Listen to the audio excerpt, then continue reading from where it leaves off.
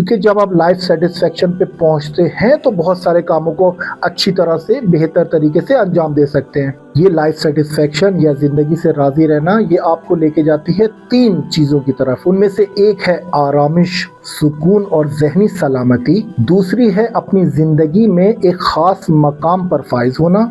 और तीसरा है कामयाबी और पेशरफ्त। ये पेशरफ्त और कामयाबी हम किसे कह रहे हैं? यानी मेरा आने वाला कल मेरे गुजरे हुए कल से बेहतर होना चाहिए।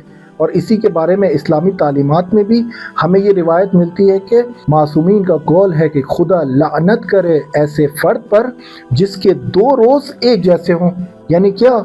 यानी इंसान पेशरफ्त ना करे, तरक्की ना करे, डेवलपमेंट की तरफ ना जाए और रुश्द की तरफ ना जाए, तो उस पर खुदा की लानत होती है जिसके 2 दिन एक जैसे होते हैं। यानी अमली और फिक्री तौर पर इंसान डेवलपमेंट के मरहले में दाखिल ना हो।